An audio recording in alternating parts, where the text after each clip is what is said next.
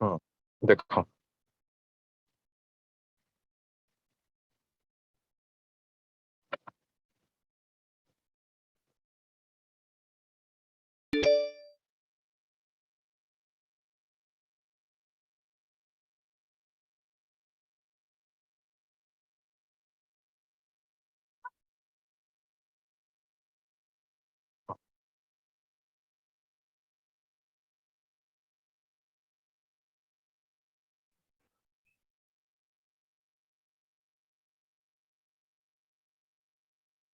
ये हमने पिछली क्लास में पढ़ा था बच्चों।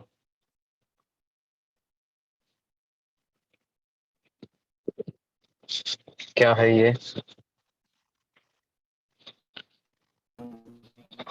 ये है आपका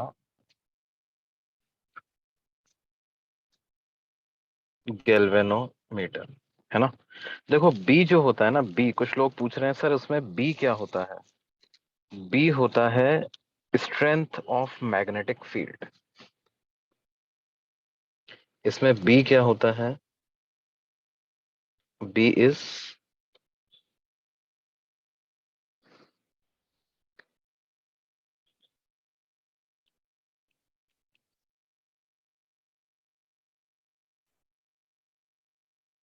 strength of magnetic field.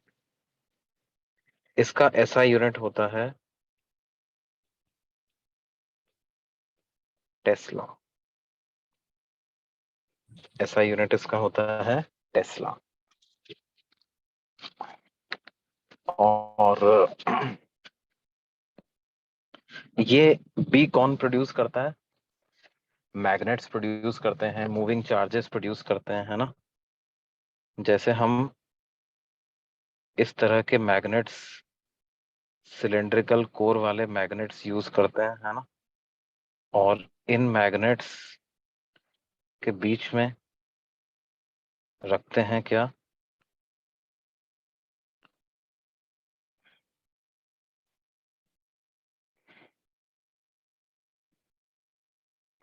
In magnets के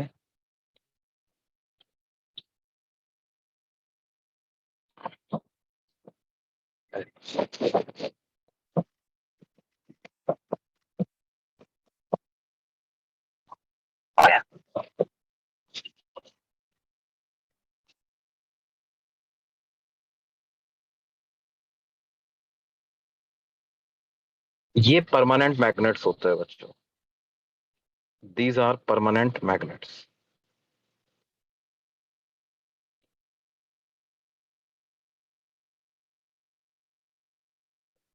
और इन परमानेंट मैग्नेट्स के बीच में हमारा रखा हुआ होता है क्या? That cylindrical core. वो सिलेंड्रिकल कोर रखा हुआ होता है, जिस कोर पर हम कॉइल की वाइंडिंग करते हैं, है ना। इसका टॉप व्यू देखोगे तो ऐसा दिखेगा। Top view will look something like this. Top view will look something like this. कैसा?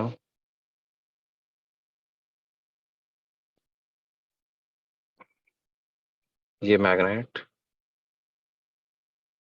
ये सिलेंड्रिकल कोर का सर्कुलर क्रॉस सेक्शन, ये एक और मैग्नेट, है ना।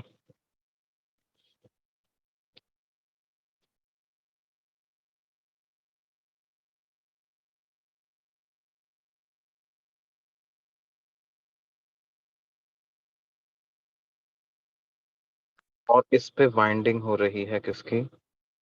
उस कॉइल की।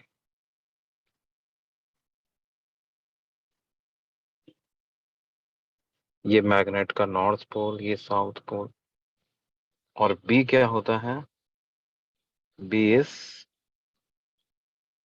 स्ट्रेंथ ऑफ मैग्नेटिक फील्ड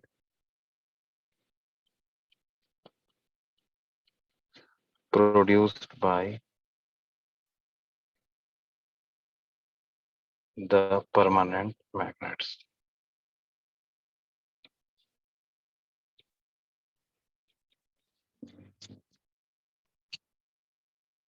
ना, और यहाँ पर एक स्प्रिंग लगी हुई होती है इसके साथ, स्पाइरल शेप की स्प्रिंग लगी हुई है। तो जब ये कॉइल रोटेट होती है ना, होता क्या है, देखो सीक्वेंस क्या है। When current is passed through the coil,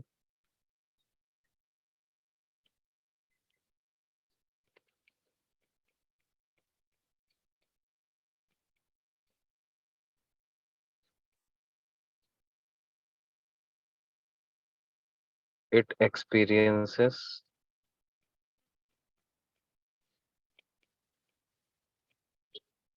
torque due to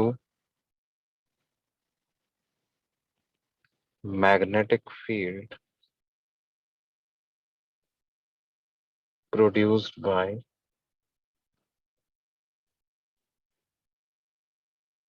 permanent magnets, है ना, and due to that torque, and therefore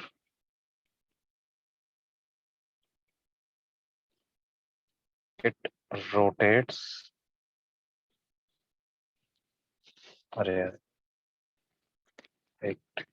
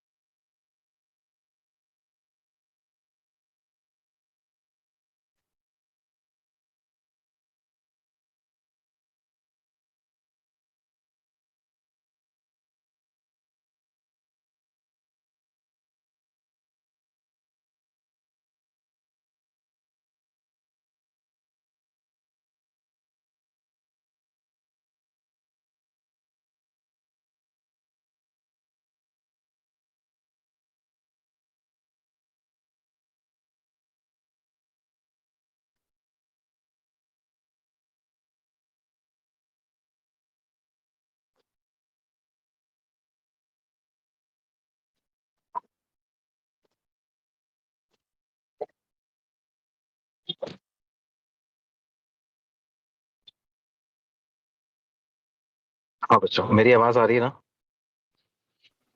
हाँ सर। Therefore it rotates, है ना। Now when the coil rotates, it compresses, या यूं कहें कि deforms the spiral spring,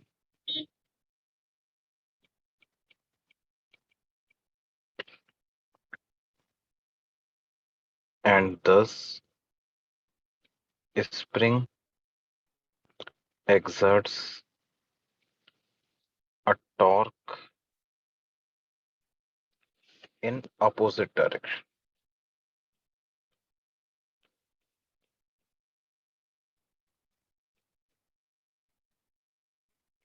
and in equilibrium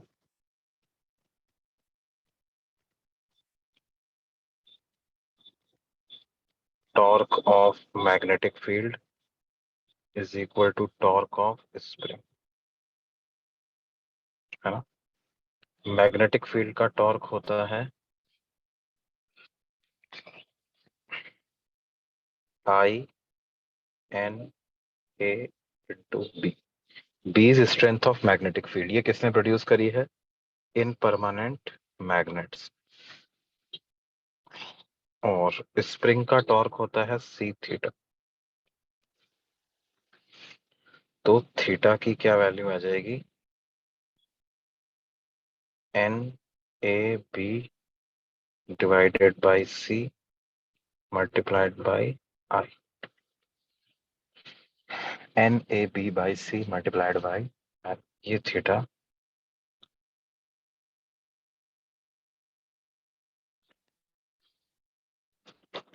ये बात समझ में आती है बच्चों? सर सी क्या डिनोट करता है? क्या क्या बोल रहे हो बेटे? सी क्या डिनोट करता है सर? सी, जैसे जो लीनियर स्प्रिंग होती है ना, उसमें के फोर्स कांस्टेंट होता है। हाँ तो सर। यहाँ पे जो सी जो होता है, सी होता है torque constant of the spring या torsional constant of the spring. C क्या होता है?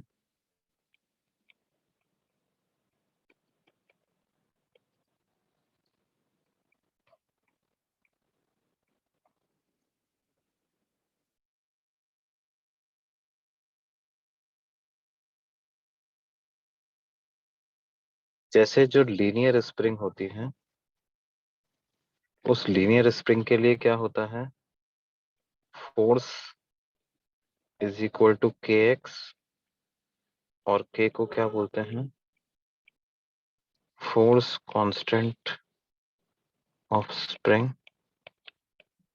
उसी तरह से जो स्पाइरल स्प्रिंग होती है, वो जो टॉर्क एक्सर्ट करती है, वो उसके एंगुलर डिफॉर्मेशन के प्रोपोर्शनल होता है, और उसको लिखते हैं C theta, where C is torsional constant,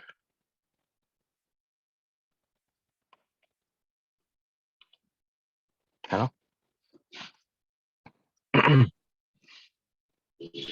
तो जैसे थीटा की वैल्यू हमारे पास क्या आ गई? N A B by C multiplied by I. अगर मैं D theta by D I निकालू, change in deflection per unit change in current, तो वो N A B by C के बराबर है।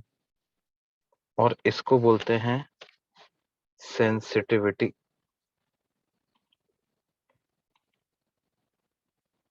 Of galvanometer.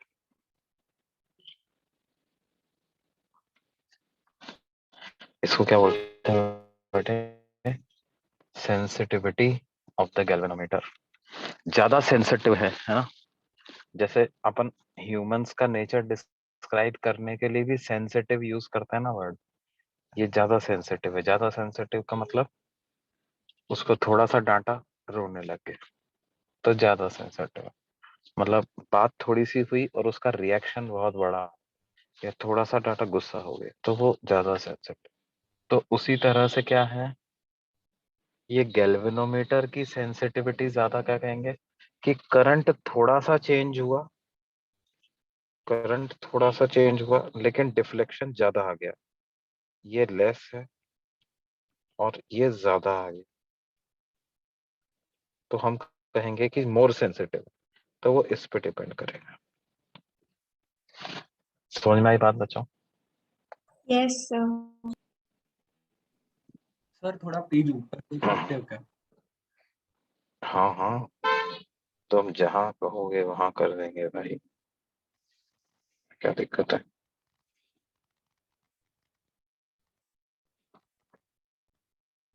मैं तब तक पेंसिल चार्ज कर लेता हूँ।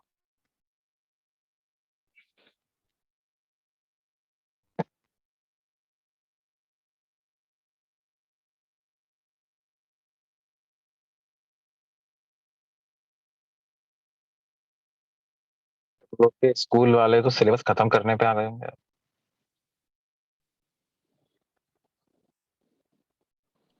हाँ सर, फर्स्ट बुक तो खत्म हो गया पूरा। जेट जेट प्लेन की स्पीड में भागता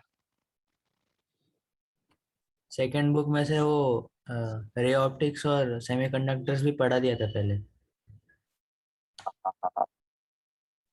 सर उन्होंने फर्स्ट दो फर्स्ट एक बुक में, टॉपिक दो फर्स्ट दिन में बुक खत्म कर दिया। क्या बेटा? हमारे सर ने एक टॉपिक 2 दिन में खत्म कर दिया। कौन सा? सर पता नहीं, मैग्नेटिज्म वाला था part.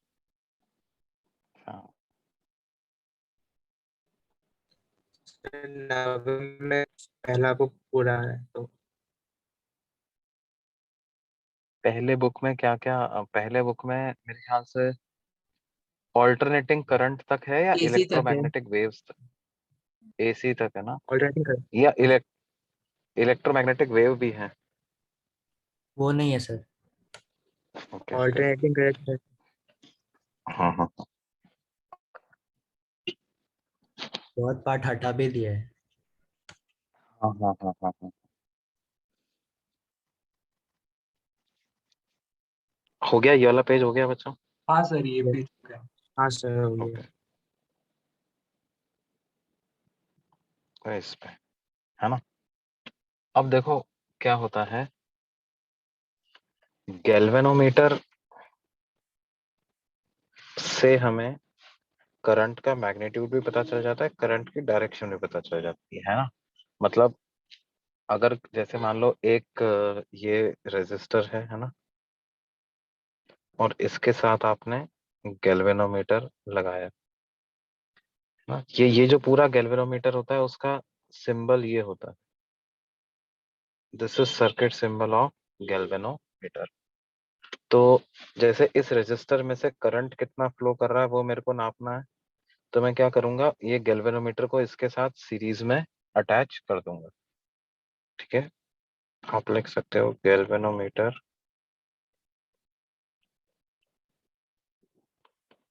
is connected in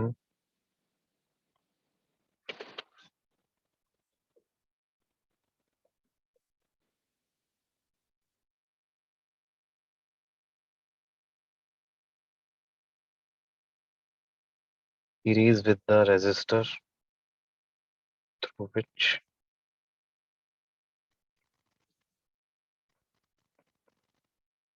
current is to be measured।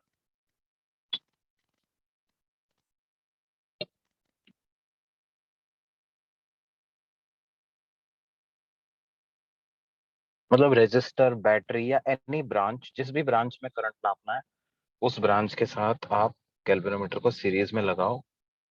तो क्या होता है, सीरीज में लगाने पर जो भी करंट उस ब्रांच में फ्लो हो रहा होगा वही करंट क्या होता है, ये जो कॉइल हमने वाइंड की हुई होती है इस कॉइल में से वही करंट फ्लो होता है। कौन सी वाली कॉइल में से? इस कॉइल में से। ये जो कॉइल वाइंड की हुई है ना, इस कॉइल में से पूरा वही करंट फ्लो होता है। वही करंट फ्लो होता है तो फिर ये कॉइल रोटेट करती। ठीक है,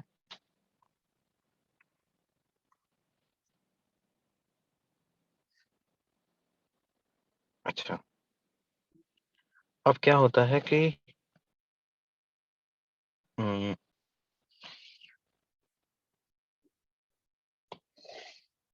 ये जो गैल्वेनोमीटर की जो कॉइल होती है वो, हम चाहते हैं कि करंट पास हो तो वो फटाफट रोटेट हो, और जब उस पे टॉर्क जीरो हो जाए तो फटाफट रुक जाए, है ना। तो फटाफट चले फटाफट रुके, इसका मतलब ये इसकी प्रॉपर्टी क्या हो गई, हम चाहते हैं कि उसका इनर्शिया कम होना चाहिए। उसका इनर्शिया क्या होना चाहिए? कम होना चाहिए।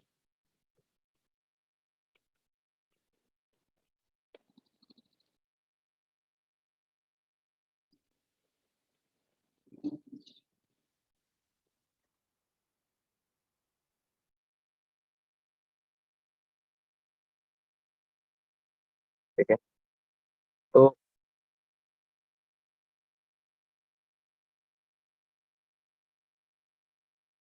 the coil of the galvanometer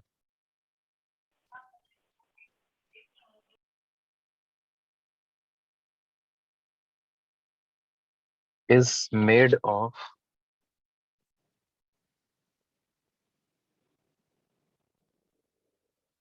a very thin wire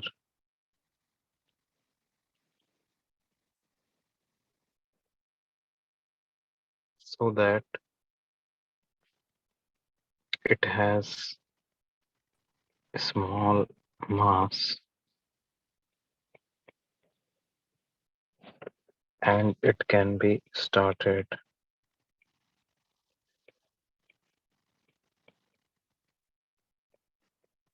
and stopped quickly, है ना। अब ये तो हमारे लिए अच्छी बात हो गई कि मास कम है, इनर्शिया कम है, तो जल्दी से रोटेट होना चालू हो जाएगी, और जब टॉर्क 0 होगा तो जल्दी से रुक भी जाएगी। लेकिन क्या है, इससे कई नुकसान उठाने पड़ जाते हैं। पहला नुकसान क्या होता है, मतलब अगर मैं लिमिटेशंस ऑफ गैल्वेनोमीटर की बात करूं,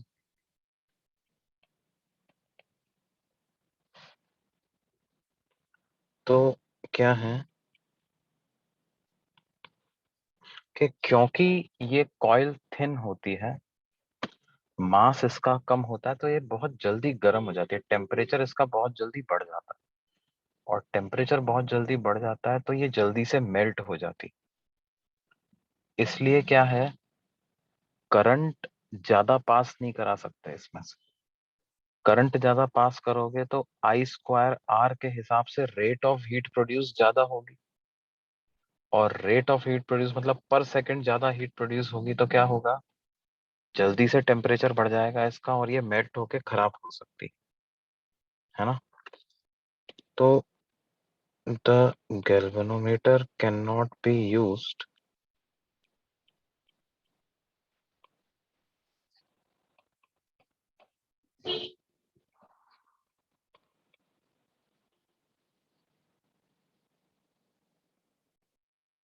to measure large currents.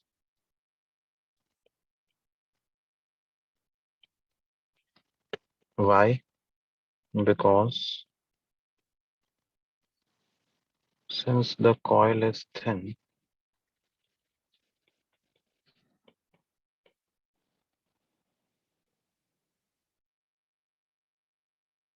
a large current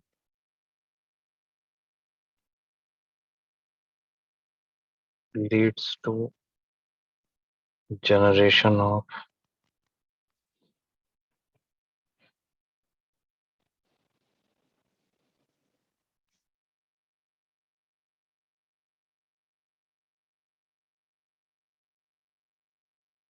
high heat per second.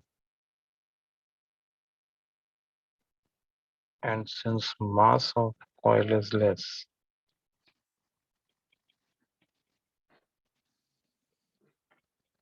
its temperature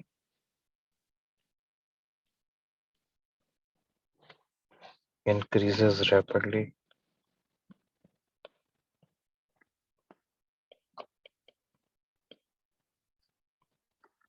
and it may melt.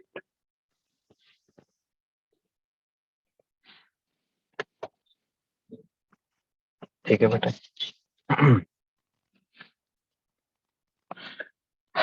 दूसरा क्या है, दूसरा लिमिटेशन क्या है इसका,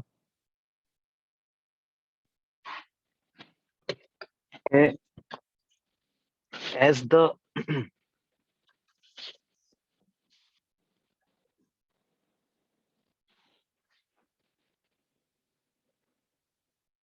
as the wire is thin,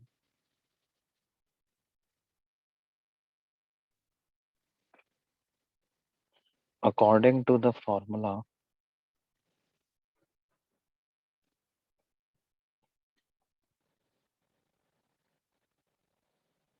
rho L by A, its resistance is high.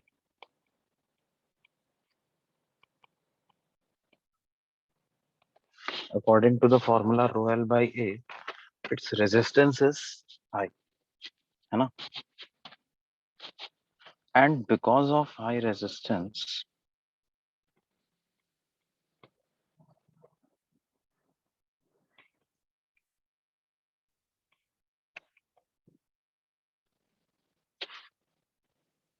it affects the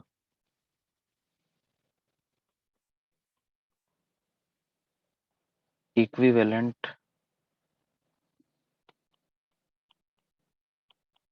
resistance of that circuit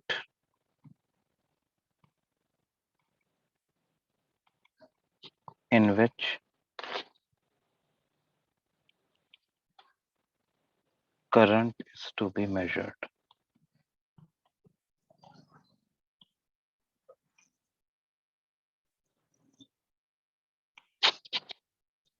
मतलब कैसे बच्चों?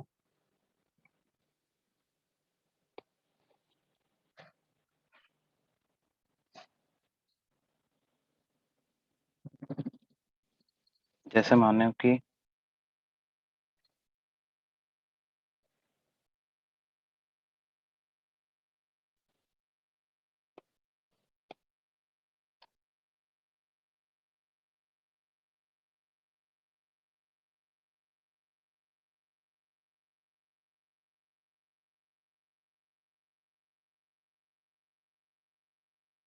ये एक 4 ओम का रेजिस्टर है और ये 20 वोल्ट की बैटरी है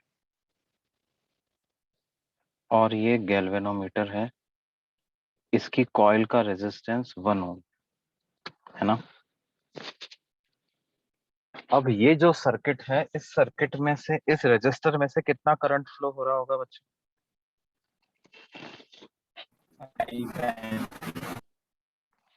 5 एम्पियर करंट इसमें से फ्लो हो रहा होगा।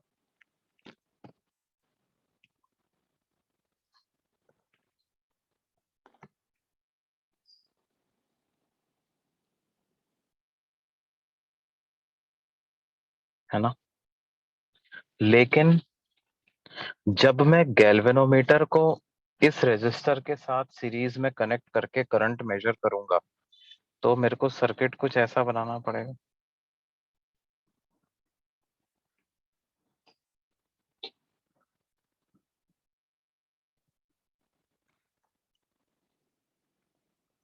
तो ये 4 ओम, ये 20 वोल्ट और इसका रेजिस्टेंस 1 ओम। तो अभी सर्किट में करंट कितना फ्लो करेगा बच्चों?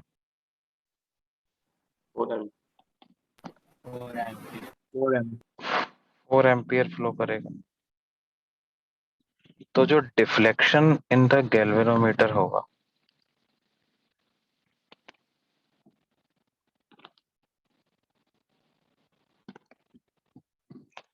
Will be proportional to 4 ampere. वो तो 4 एम्पियर रीडिंग शो करे। क्यों बेटे? Yes sir. हाँ। लेकिन क्या ऐसा होना चाहिए क्या? अब अगर मान लो किसी आदमी को ये रेजिस्टर और इनकी वैल्यू नहीं पता है, वो पूरी तरह से गैल्वेनोमीटर की रीडिंग पे रिलाई करता है। उसने देखा गैल्वेनोमीटर, अच्छा कितना करंट फ्लो हो रहा है, लगाया गैल्वेनोमीटर, देखा 4 एम्पियर फ्लो कर रहा है, गैल्वेनोमीटर हटाया, उसको तो लग रहा है भैया 4 एम्पियर ही फ्लो कर रहा है करंट। नहीं, लेकिन वो गलत मैसेज गया ना उसको। Yes sir. तो वही बात मैंने यहाँ पे लिखी हुई है कि as the wire is thin according to the formula rho L by A, its resistance is high. And because of its high resistance, it affects the equivalent resistance of that circuit in which current is to be measured. जिस circuit में से current नापना था उसका resistance ये affect कर देता है। 4 ओम की जगह इसने 5 ओम रेजिस्टेंस बना दिया। 5 ओम रेजिस्टेंस बना दिया तो करंट अफेक्ट हो गया, है ना। तो क्या ये दोनों लिमिटेशन समझ में आई बच्चों तुमको गैल्वेनोमीटर? Yes sir. है ना। अब इन लिमिटेशंस को ओवरकम करने के लिए हम क्या करते हैं? आ, देखो, टू ओवरकम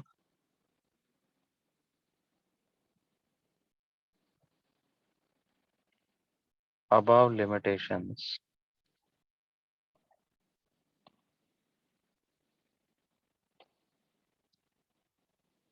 हम क्या करते हैं? A small resistor RS is connected in parallel with the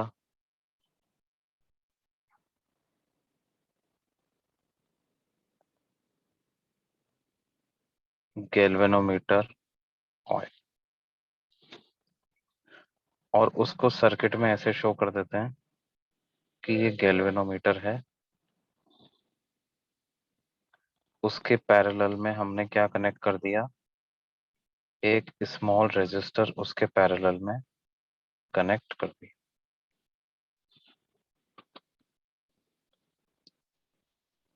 ये जो रेजिस्टेंस होता है ये गैल्वेनोमीटर कॉइल के रेजिस्टेंस से बहुत कम होता है, और इस रेजिस्टेंस को बोलते हैं शंट रेजिस्टेंस।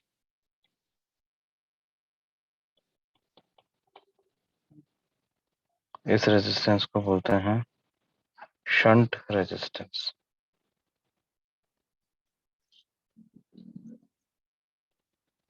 ये बात समझ में आती है? Yes, sir. Yes, sir.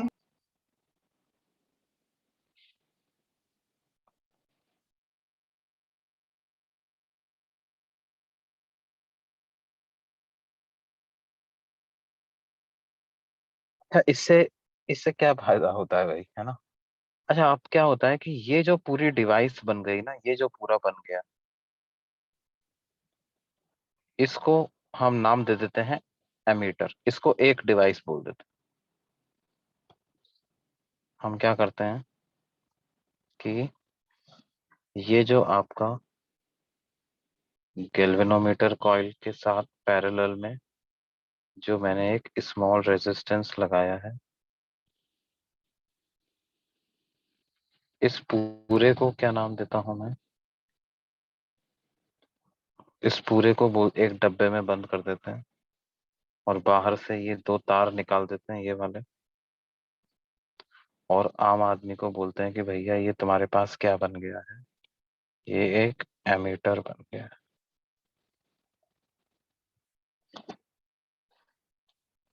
अब आपको जो भी करंट नापना है आप इससे नाप लो। देखो, इसका एक फायदा तो क्या होता है, देखो, इस एमीटर का रेजिस्टेंस निकालते हैं, है ना? रेजिस्टेंस ऑफ एमीटर क्या होगा? तो रेजिस्टेंस ऑफ एमीटर होता है, क्योंकि ये दो रेजिस्टर पैरेलल में लगे हुए हैं, तो इसका रेजिस्टेंस होगा R G R S upon R G plus R S, है ना? And since R S is very small in comparison to R G, इसका मतलब क्या है, हम ये जो डिनोमिनेटर में R G plus R S लिखा हुआ है, R G plus R S को अप्रोक्सीमेटली आर जी ही लिख सकते हैं कि नहीं लिख सकते? तो इसका मतलब रेजिस्टेंस ऑफ एमीटर कितना आ जाएगा बच्चों, R G into R S upon R जी।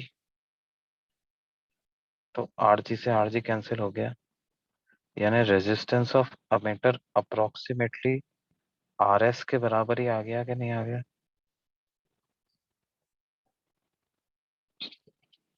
बोलो भाई। Yes, और sir. आर एस को हमने ऑलरेडी आर जी से बहुत कम रखा हुआ, इसका मतलब जो एमीटर का रेजिस्टेंस आएगा, it will be very small then the resistance of the galvanometer coil, है ना? तो therefore it will not affect the equivalent resistance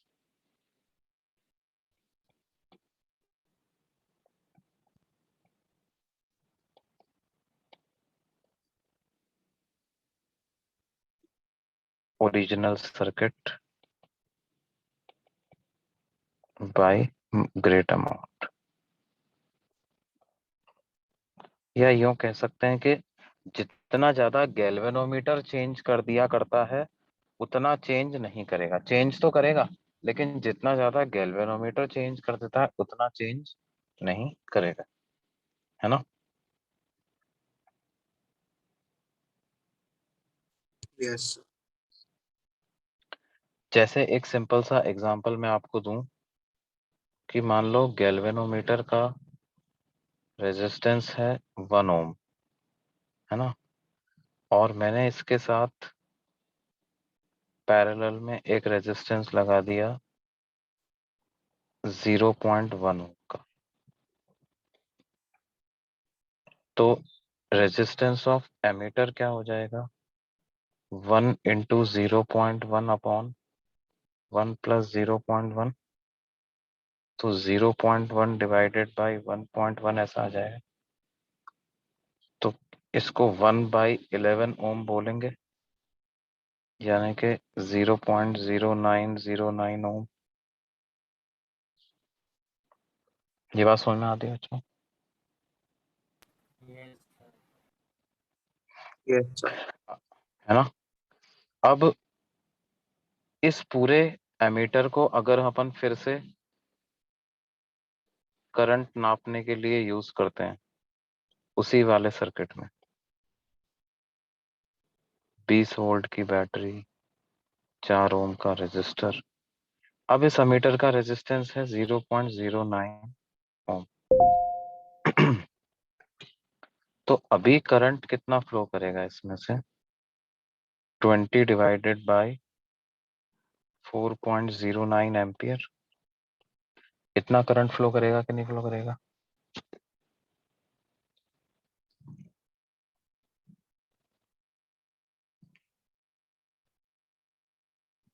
जो करंट फ्लो करेगा वो फ्लो करेगा 20 डिवाइडेड बाय 4.09 एम्पियर। ये बात समझ में आती है बच्चों? Yes, sir. यस सर इतना करंट इसमें से फ्लो करेगा।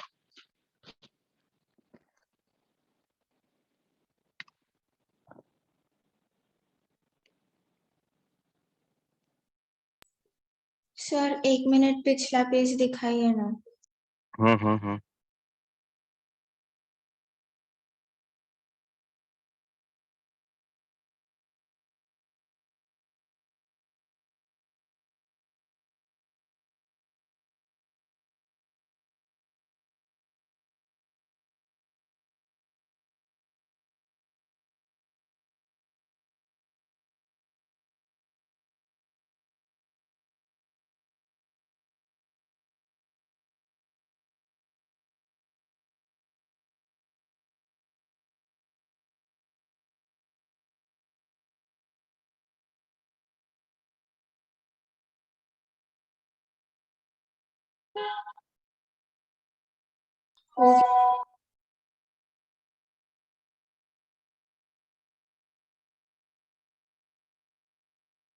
ओके,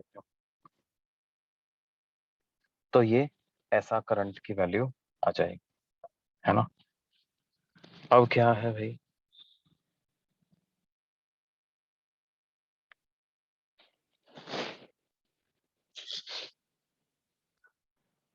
तो देखो इसने करंट को ज्यादा अफेक्ट नहीं किया ना, 5 एम्पियर से थोड़ा सा ही कम होगा कि नहीं होगा, Yes, sir. है ना। 5 एम्पियर से ये थोड़ा सा ही कम होगा, ज्यादा अफेक्ट नहीं होगा। ये 5 एम्पियर के आसपास की वैल्यू रहेगी इसकी, 5 एम्पियर के आसपास की ही वैल्यू इसकी रहेगी। तो ये वाली प्रॉब्लम सॉल्व हुई हमारी, एक प्रॉब्लम सॉल्व हुई, है ना। अब दूसरी प्रॉब्लम पे आते हैं। जैसे मानो कि हमने कहा था कि भाई क्या है, गैल्वेनोमीटर की कॉइल में से ज्यादा करंट भेज नहीं सकते, है ना। गैल्वेनोमीटर की कॉइल में से ज्यादा करंट भेज नहीं सकते, तो क्या होगा, गैल्वेनोमीटर की कॉइल में से ज्यादा करंट भेजने में क्या दिक्कत है? वो बर्न हो जाती है। लेकिन अभी ध्यान दो, अभी हमने क्या किया, गैल्वेनोमीटर के साथ एक रेजिस्टर पैरेलल में लगा दिया।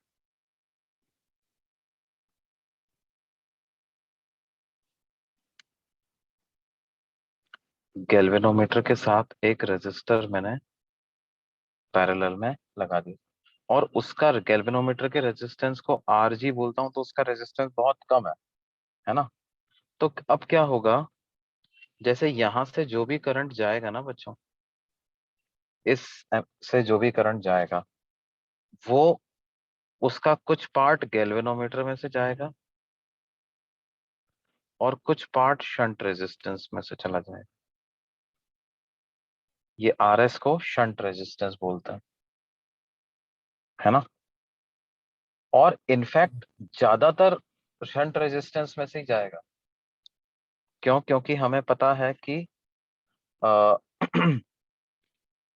जैसे मान लो कि आप अगर यहाँ से अ, हमें ये पता है ना कि करंट रेजिस्टेंस के इनवर्स रेशो में डिवाइड होता है।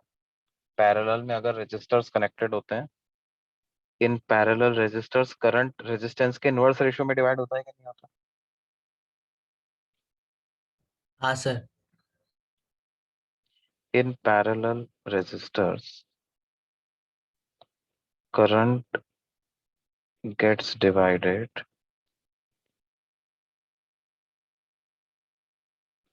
in inverse ratio of resistance.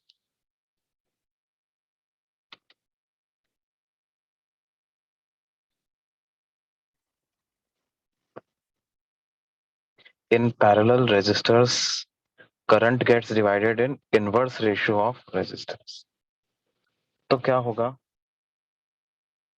अगर मैं गैल्वेनोमीटर और शंट रेजिस्टेंस में से करंट का रेशो निकालूं, तो ये इनके इनवर्स रेशो के बराबर,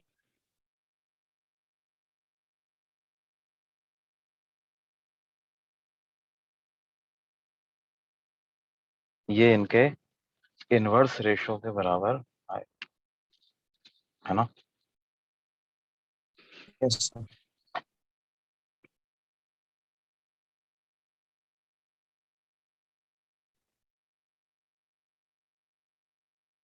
अब शंट रेजिस्टेंस तो बहुत कम है,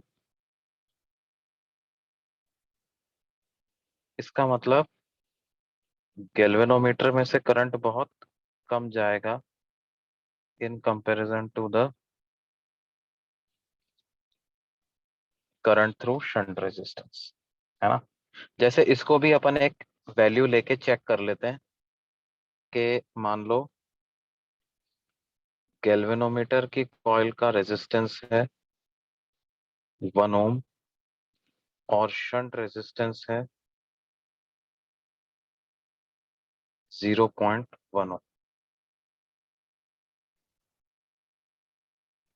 गैल्वेनोमीटर की कॉइल का रेजिस्टेंस है 1 ओम और शंट रेजिस्टेंस है 0.1 ओम। तो क्या होगा बेटे, मान लो यहां से करंट आया, कुछ 10 एम्पियर करंट आया, तो क्या होगा, इसमें से चला गया कुछ I1, इधर से चला गया I2, तो I1 बाई I2 का रेशो होगा 0.1/1, यानी 1/10 के। I1 बाई I2 का कितना रेशो होगा? 1/10, है ना। I1 बाई I2 का रेशो होगा कितना बच्चों? 1/10 के बराबर। और I1 प्लस I2 की वैल्यू 10 एम्पियर है, तो हम क्या लिख सकते हैं, I1 को लिख दें I2/10।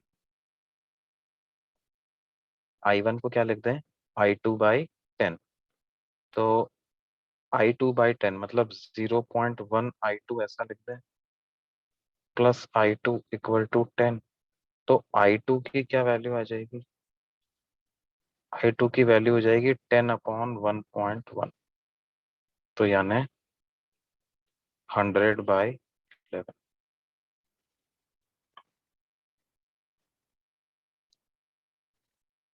9.09 एम्पियर तो किस में से पास हो जाएगा बेटे?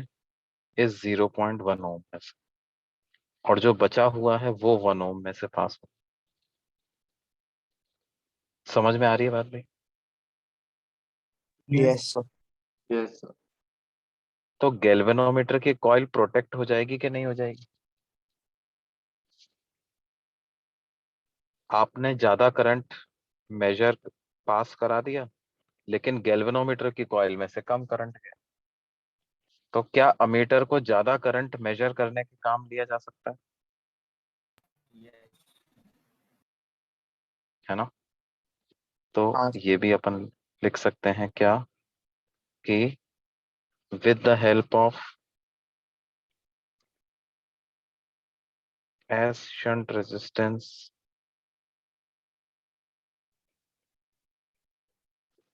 RS, which is very small in comparison to the galvanometer coil, is connected in parallel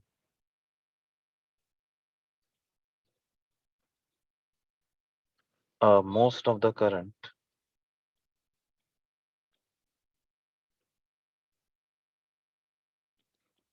which enters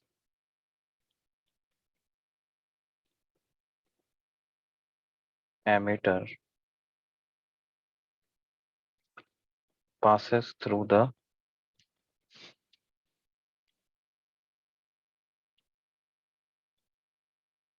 shunt resistance.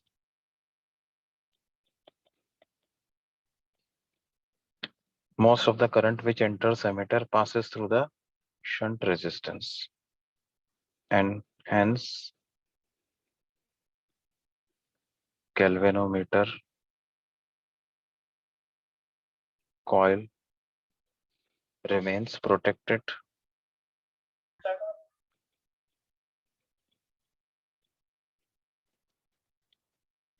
क्यों बच्चों? yes, sir. है ना? अच्छा,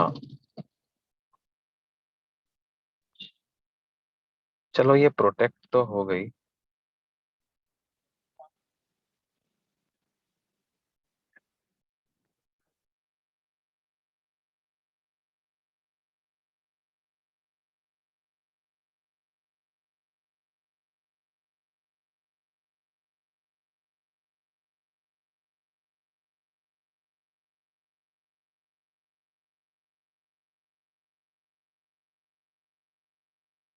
एक बात बताओ कि चलो गैल्वेनोमीटर की कॉइल प्रोटेक्ट तो हो गई, लेकिन उसमें जो डिफ्लेक्ट, हम तो कौन सा करंट मेजर करना चाहते थे? हम जो करंट मेजर करना चाहते हैं वो तो ये अमीटर में से जो पास हो रहा है वो मेजर करना चाहते हैं ना? हम जो करंट मेजर करना चाहते हैं वो ये अमीटर में से जो पास हो रहा है ये वाला करंट मेजर करना चाहते हैं। Yes, sir. Yes. लेकिन उस करंट का ज्यादातर पार्ट तो आप बोल रहे हो कि शंट रेजिस्टर में से चला जाएगा, है ना? और गैल्वेनोमीटर में से बहुत कम करंट जाएगा। तो जो गैल्वेनोमीटर की निडल में जो डिफ्लेक्शन होगा वो तो IG के प्रोपोर्शन में आएगा ना बच्चों? Yes, sir. जो गैल्वेनोमीटर की निडल में डिफ्लेक्शन होगा वो तो किसके प्रोपोर्शन में आएगा? IG के प्रोपोर्शन में आएगा, है ना? अब अगर ये IG के प्रोपोर्शन में डिफ्लेक्शन आएगा तो आपको तो I नापना था और आपने तो नाप लिया IG, ज्यादा करंट तो इसमें से भेज दिया। तो ये कैसे काम करेगा फिर? क्या ये वाला डाउट नहीं आया तुम लोगों के मन में? है ना? समझ रहे हो ना मेरी, मैं जो प्रॉब्लम तुम्हें बता रहा हूँ वो समझ रहे हो ना, क्या क्या समस्या Yes, है? sir. हाँ सर। है ना? तो लेकिन इसका सॉल्यूशन करते हैं, है ना। इसका सॉल्यूशन क्या किया जाता है, एक बड़ा बढ़िया सॉल्यूशन इसका किया जाता है। कैसे देखो वो कहते हैं कि भाई आपको एक बार आईजी पता चल गया ना, तो आईजी के बेसिस पर आई भी पता लगा सकते हो आप। कैसे देखो,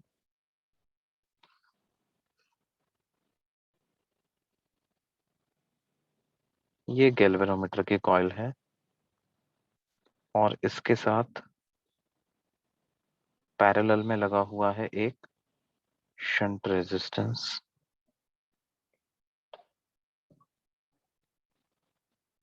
और ये करंट फ्लो कर रहा है आई, यहां से करंट गया आई जी, यहां से चला गया आई माइनस आई जी।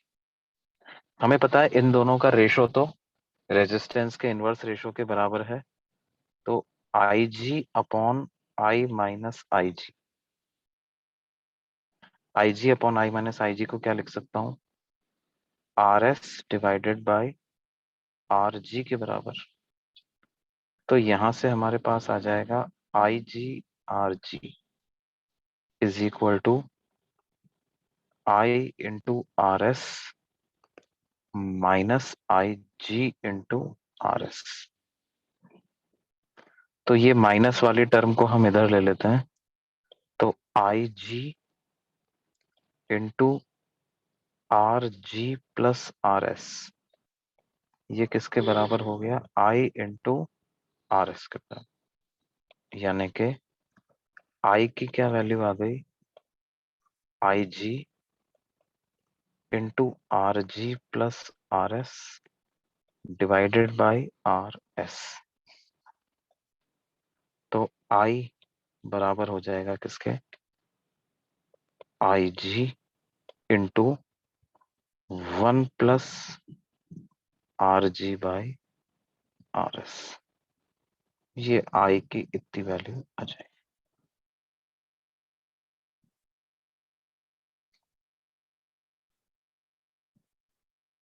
आई बराबर हो जाएगा I G into 1 plus R G by R S.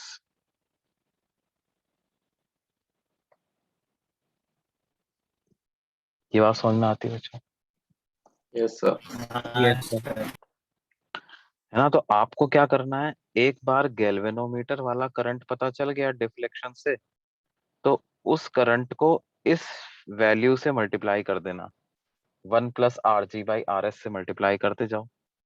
तो आपके पास क्या है, करस्पॉन्डिंग जो अमीटर वाला करंट है वो मिल जाएगा, है ना।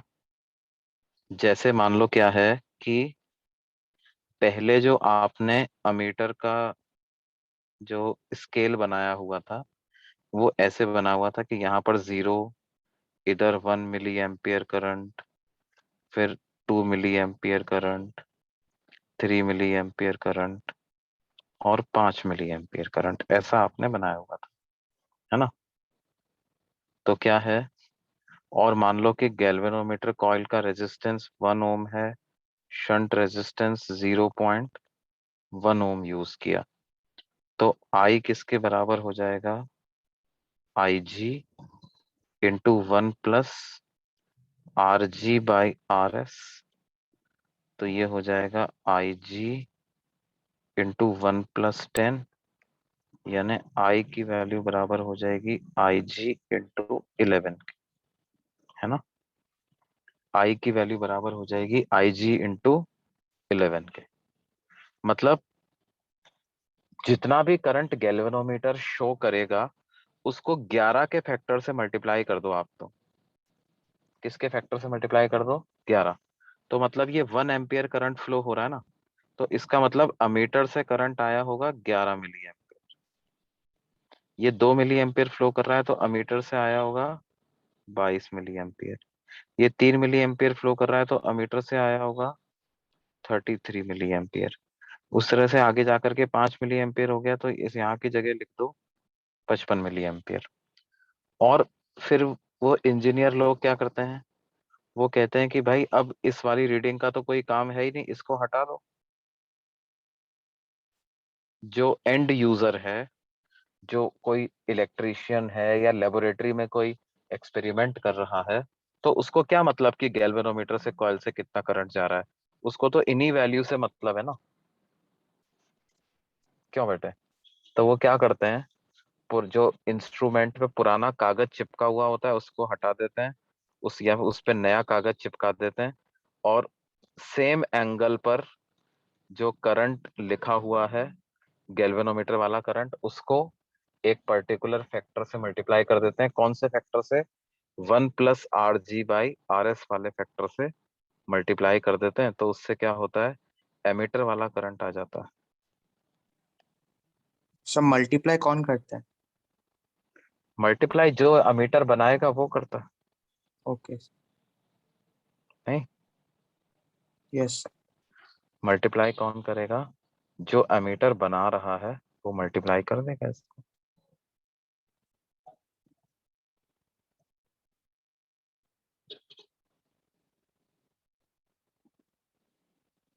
ये बात समझ में आती है बच्चों? Yes sir. ओके।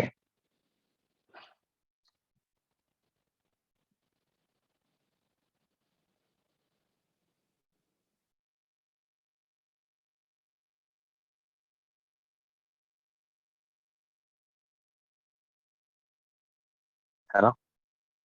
अच्छा, जैसे इसमें किस तरह के क्वेश्चन पूछते हैं, मान लो आपसे पूछा जाए कि a galvanometer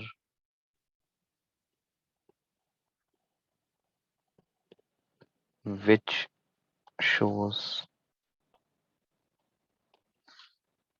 full scale deflection of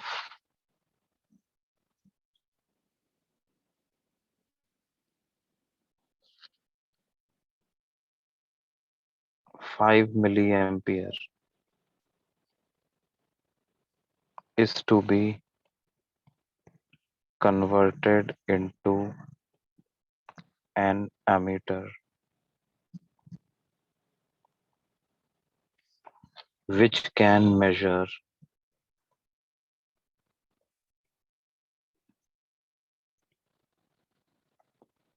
currents up to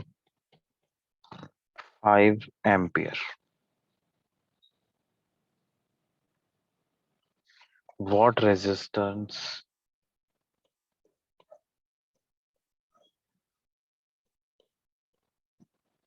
must be connected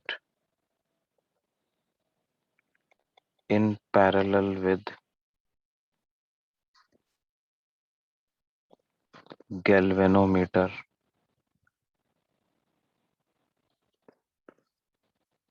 coil which has a resistance of 1 ohm?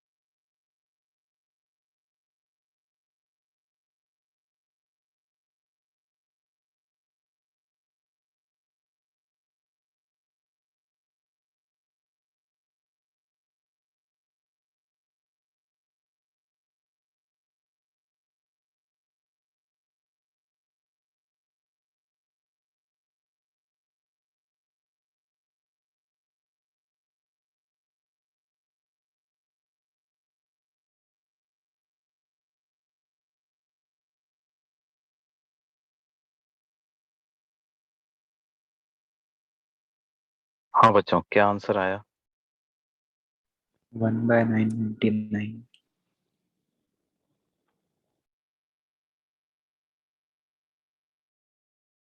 एक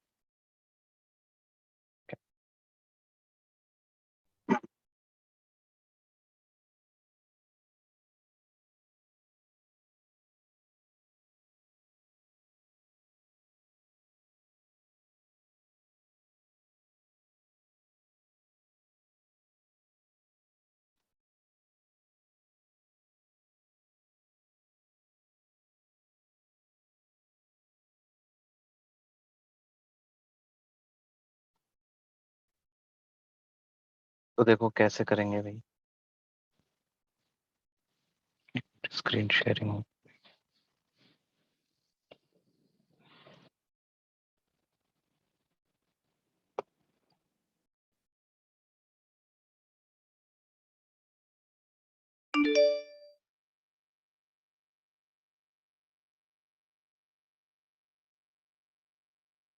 तो भाई कैसे करेंगे, देखो हमें एक सिंपल सा रिलेशन याद रखना है।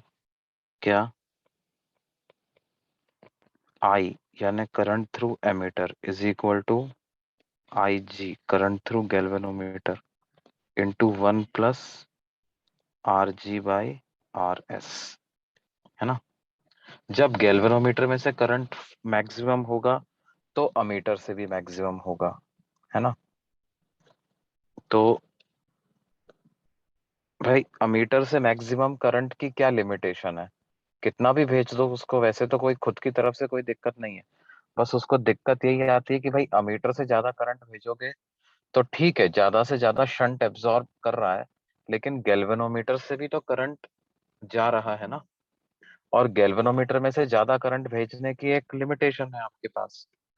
तो एमीटर से भी करंट की लिमिटेशन तभी आएगी जब गैल्वेनोमीटर से करंट मैक्सिमम हो जाएगा। तो अमीटर से आप कितना मैक्सिमम करंट चाहते हो? 5 एम्पियर, तो इसको 5 रख दो। गैल्वेनोमीटर से कितना चाहते हो आप? गैल्वेनोमीटर तो 5 मिली एम्पियर शो करने लग जाएगा, तो 5 × 10⁻³ इंटू 1 + आर जी की क्या वैल्यू आ जाएगी? आर जी की वैल्यू आ जाएगी, क्या दिया हुआ है, 1 ओम। और आर एस पता करना है आपको, तो आ गया 1 + 1/RS इज इक्वल टू 5/5 ×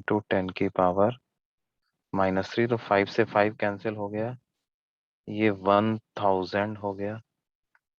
तो 1 + 1 या 1/RS की क्या वैल्यू आ गई बच्चों?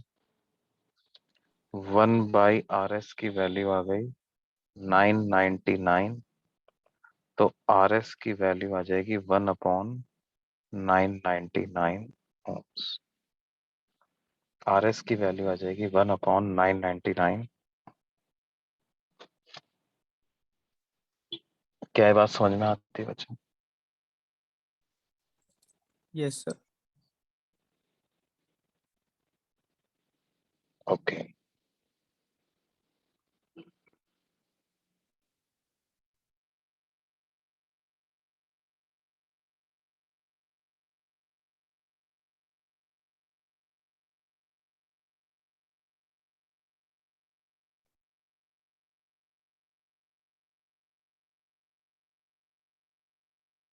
हाँ, तो ये अमीटर को गैल्वेनोमीटर को अमीटर में आ, इस तरह से कन्वर्ट कर सकते हैं। दोनों ही करंट मेजरमेंट डिवाइस होती है।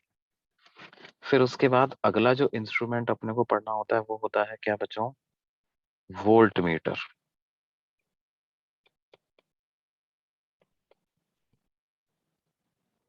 वोल्ट मीटर एक वोल्टेज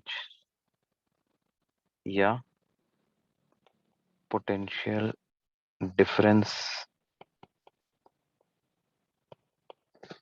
मेजरमेंट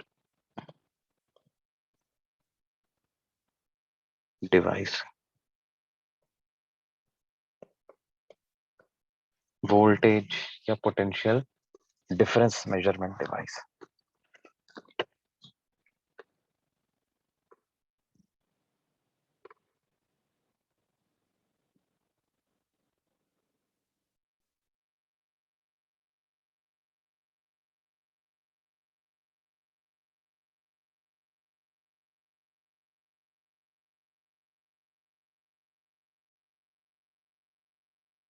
ये बात समझ में आती है? Potential difference measurement. और क्या करते हैं, इसका सर्किट सिंबल होता है ऐसा, and volt meter is connected in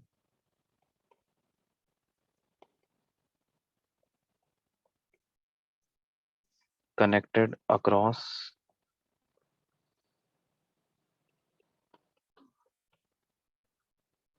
resistors या any element across which potential difference is to be measured।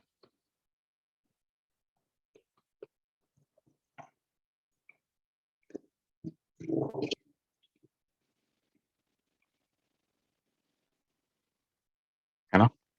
जैसे मान लो ये कोई सर्किट दिया गया है और आपको क्या करना है, ये R2 के अक्रॉस पोटेंशियल डिफरेंस मेजर करना।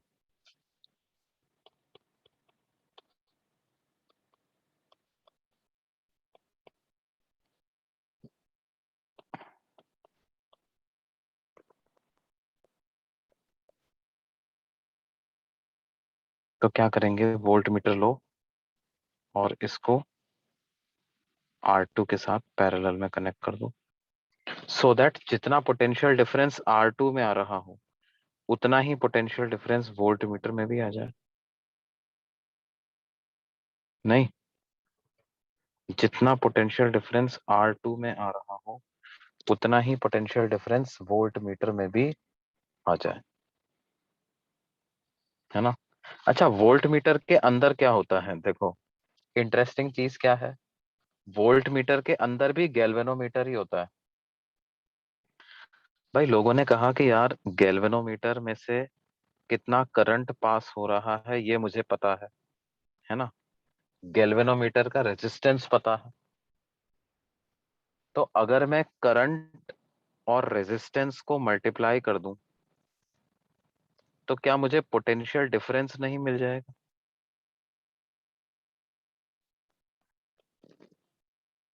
मिल जाएगा कि नहीं मिल जाएगा बच्चा?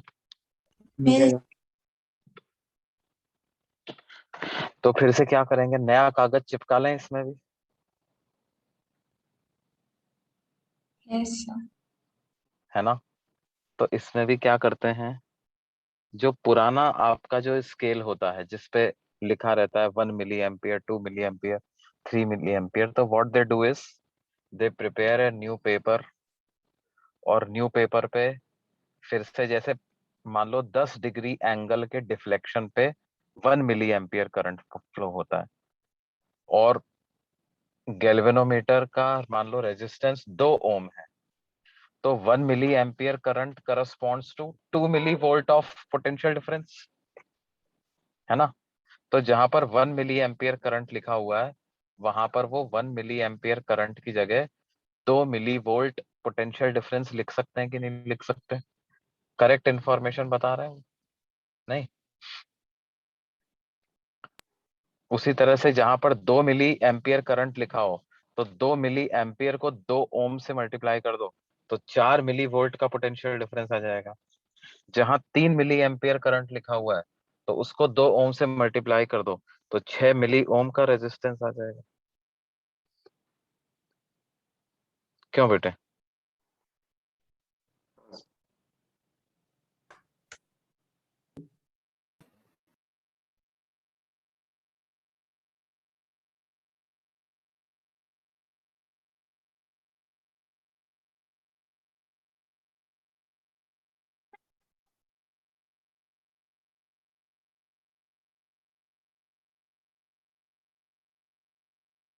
क्या ये बात समझ में आ रही है बच्चों?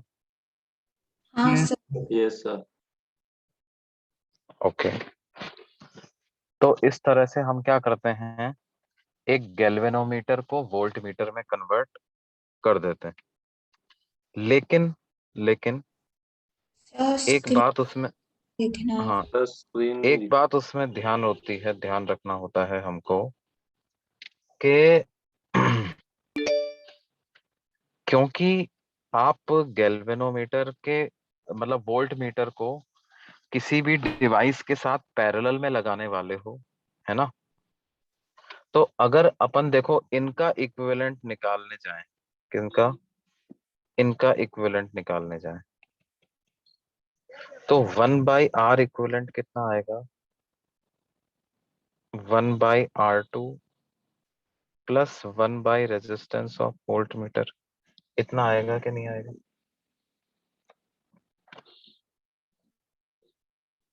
Yes, sir. 1/R2 plus 1 by resistance of volt meter, ऐसा आ जाएगा।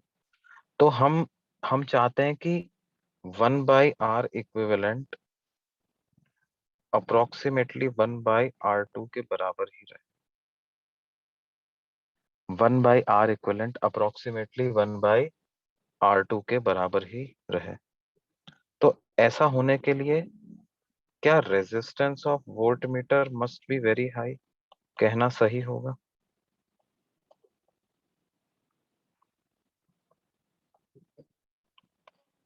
Yes, sir. है ना, resistance of voltmeter must be very high so that it does not affect the resistance of the circuit by much, है ना। तो हम लिख सकते हैं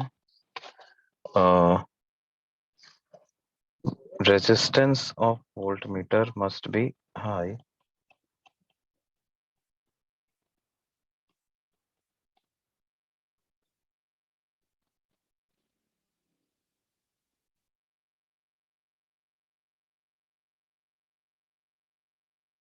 so that it does not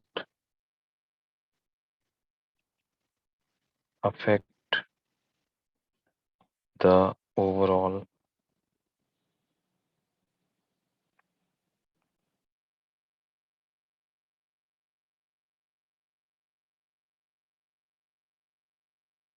so that it does not affect the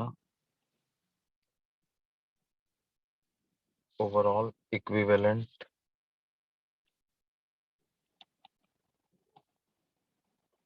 resistance of the circuit,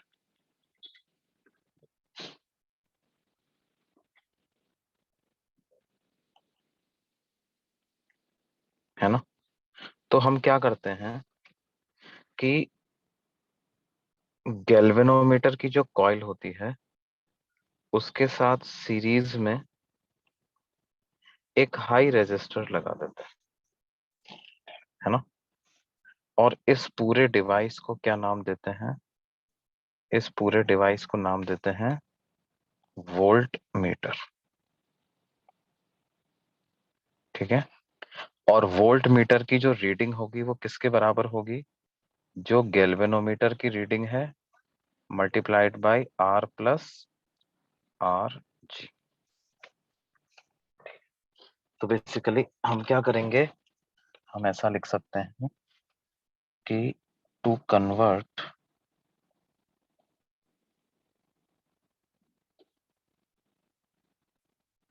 galvanometer into voltmeter,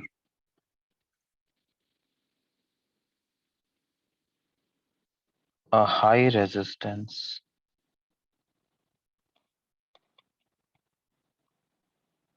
resistor is connected in series with the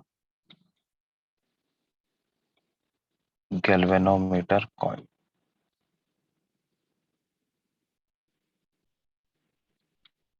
is connected in series with the galvanometer coil।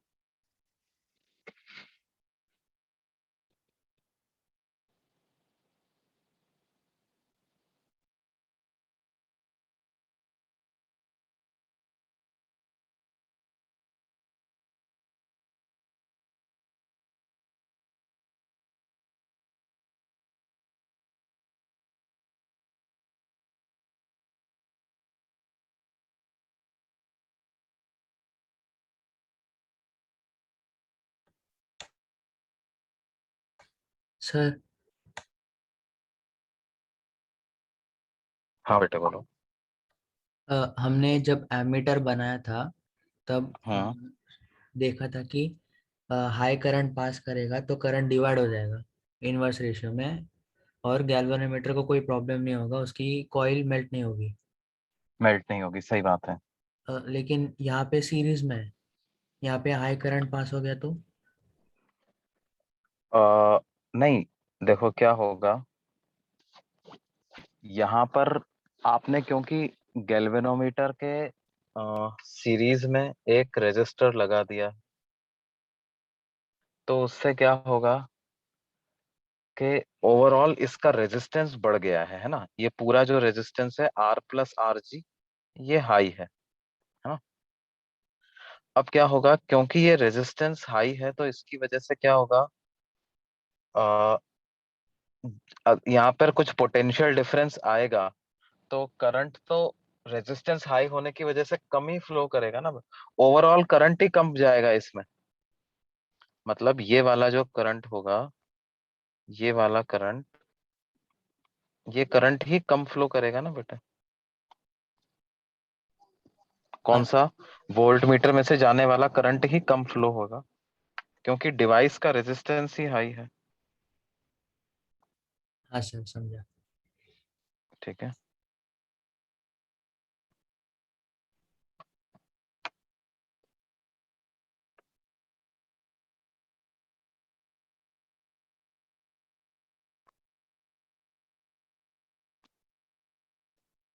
Sir 1 minute थोड़ा नीचे लीजिए ना page.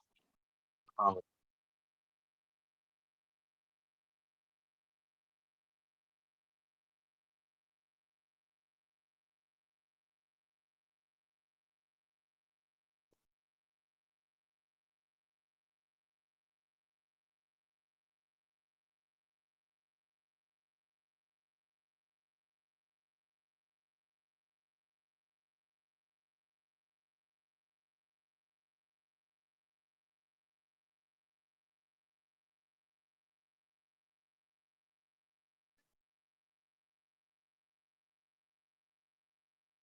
Sir उस galvanometer की वजह से potential drop नहीं होगा? हाँ, क्या बोल रहे हो बेटे। गैल्वेनोमीटर की वजह से पोटेंशियल ड्रॉप नहीं होगा? किधर। अच्छा वो, हाँ सर समझ गया, वो कंफ्यूज था इंक्लूडेड है ना। भाई जो वोल्ट मीटर की रीडिंग हम दिखाएंगे वो ये पूरा नापेंगे ना अपन। हाँ सर देखो समझ। ये जो वैल्यू आएगी, ये आपको कंप्लीट वैल्यू यहाँ से लेकर यहाँ तक, क्योंकि करंट तो सेम फ्लो कर रहा है और पूरे रेजिस्टेंस से मल्टीप्लाई कर दिया हमने, है ना। Yes sir.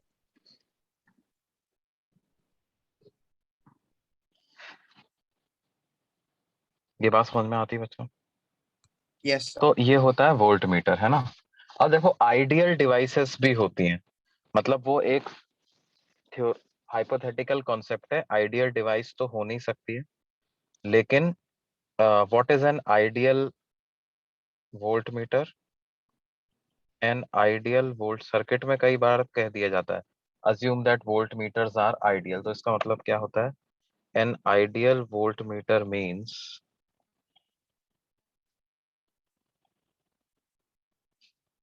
a voltmeter with high resistance, with infinite resistance, not just high, infinite resistance,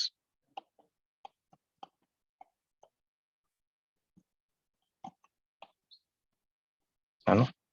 It can be treated as good as an open switch.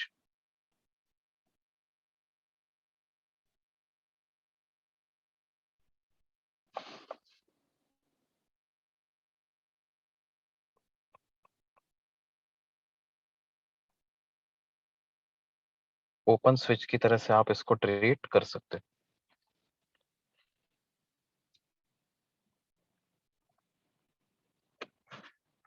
है ना। मतलब कैसे, जैसे मान लो कि कोई आपसे कह रहा है कि भाई ये एक सर्किट है,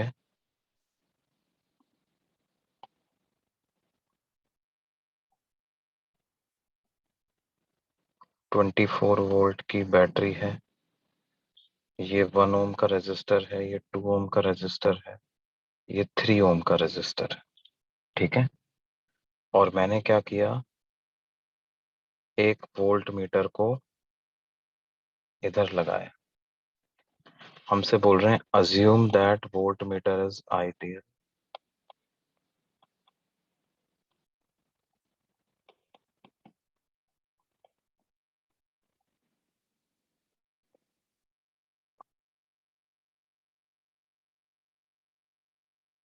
Find the reading of the volt.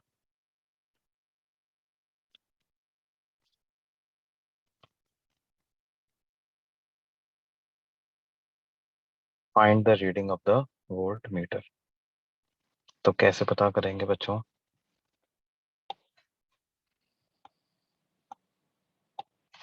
देखो, आइडियल वोल्टमीटर का मतलब क्या है, आप इस सर्किट को ऐसे बना सकते हो।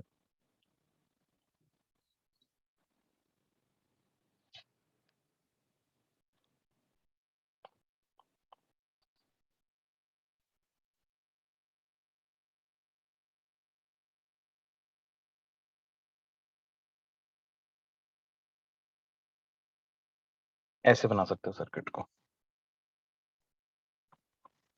तो करंट कितना फ्लो करेगा, 24 volt divided by 1 ohm plus 2 ohm plus 3 ओम, यानी करंट आ जाएगा 24 बाय 6 ओम, मतलब 4 एम्पियर का करंट आ जाएगा। इस वोल्ट मीटर का रेजिस्टेंस क्योंकि इनफाइनाइट है, तो उसमें से कोई करंट पास नहीं होगा।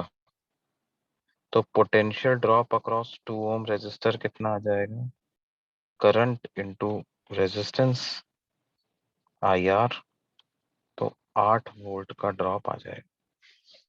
और 8 वोल्ट का ड्रॉप है तो वोल्ट मीटर 8 वोल्ट ही दिखाएगा। तो रीडिंग ऑफ वोल्ट मीटर क्या आएगा,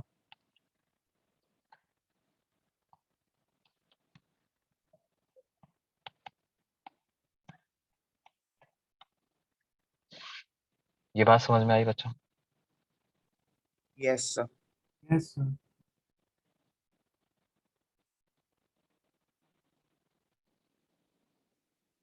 ठीक है,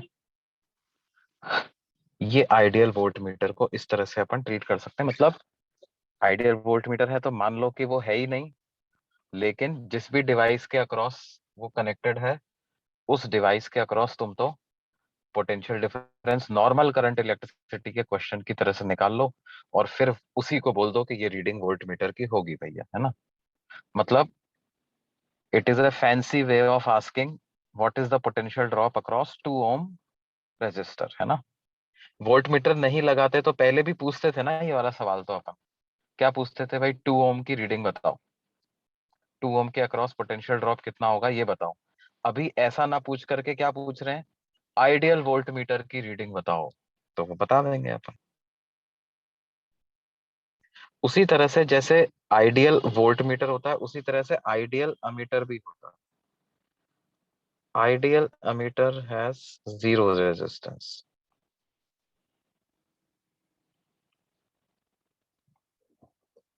Ideal emitters have zero resistance.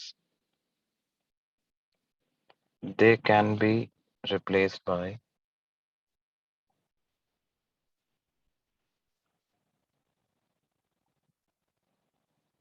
plain wires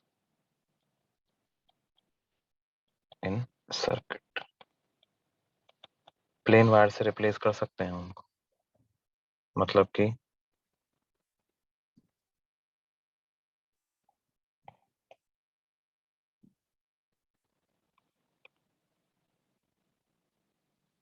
24 volt की बैटरी है, ये 2 ओम का रेजिस्टर है, 4 ओम का रेजिस्टर है, बोल रहे हैं अमीटर की रीडिंग बताओ। तो हम क्या कर सकते हैं, इस सर्किट को ऐसे ड्रॉ कर सकते हैं, 2 ओम, 4 ओम और प्लेन वायर।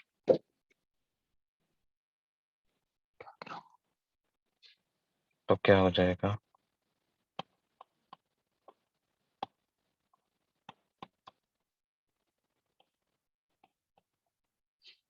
करंट हो जाएगा 24/2 + 4, 24/6 यानी 4 एम्पियर।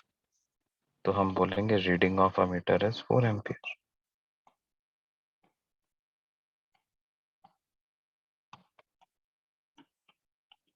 क्या ये बात समझ में आती है बेटा? Yes, sir. और जो non ideal ammeters, non ideal meters होंगे, उनका कुछ ना कुछ रेजिस्टेंस होगा, है ना? तो उनका कुछ रेजिस्टेंस होगा, तो जो भी उनका रेजिस्टेंस है उस रेजिस्टेंस से रिप्लेस करो और फिर से नॉर्मल सर्किट की तरह से उसको सॉल्व कर लो। क्या ये बात समझ में आती है बच्चों? Yes, sir. वो सीरीज, पैरेलल, केसीएल, केवीएल लगा करके उसको सॉल्व कर सकते हैं, है ना? Yes. तो ठीक है भाई, है ना? आज हम यहीं पे रोकते हैं इसको, बाकी अगली क्लास में कंटिन्यू करेंगे।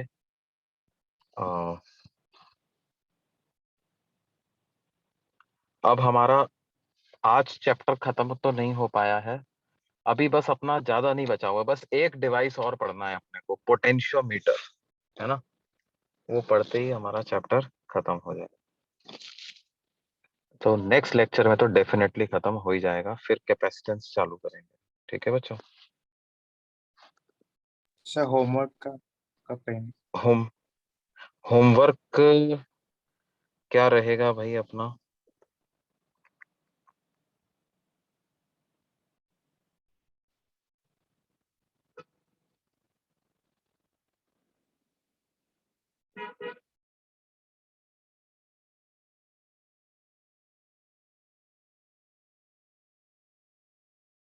होमवर्क अब देखो, पिछली क्लास में मैंने कॉम्बिनेशन ऑफ सेल्स दिया था ना तुमको। हाँ सर। तो अब तुम क्या है, ये इसमें वोल्ट मीटर और इससे रिलेटेड क्वेश्चंस जो हैं वो सॉल्व कर सकते हो। मैं तुम्हें बता देता हूँ वैसे। देखो ये रहा करंट इलेक्ट्रिसिटी का शीट किधर है।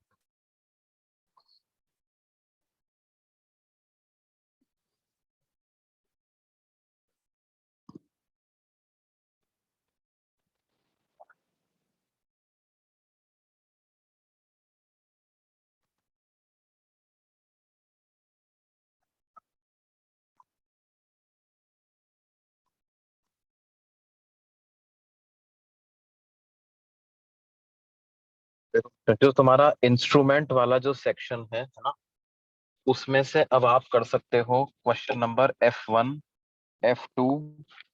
ये पार्ट 1 से बता रहा हूँ। F1, F2, F3, F4 ये कर सकते हो, ठीक है? F1, F2, F3, F4। और पार्ट 2 में से क्या कर सकते हो? पार्ट 2 के सेक्शन F में से आप कर सकते हो F1, F3, F4, F5,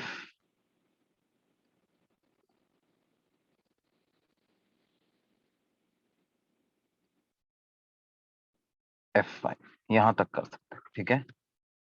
और एक्सरसाइज 2 पार्ट 1 में से अब आप कर सकते हो क्वेश्चन नंबर 1 से लेकर के और क्वेश्चन नंबर कहां तक, क्वेश्चन नंबर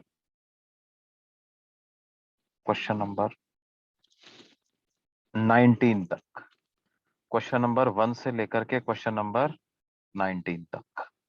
वैसे 1 से 21 तक कर सकते हो तुम, है ना? 1 से 21 तक, क्वेश्चन नंबर 1 से क्वेश्चन नंबर 21, ठीक है? Yes sir. और एक्सरसाइज 2 पार्ट 2 की अगर बात करूं तो उसके आप सारे क्वेश्चन कर सकते हैं।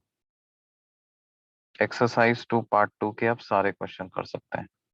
ठीक है, यस सर। ओके, ठीक है, फिर अगली क्लास में मिलते हैं बच्चों।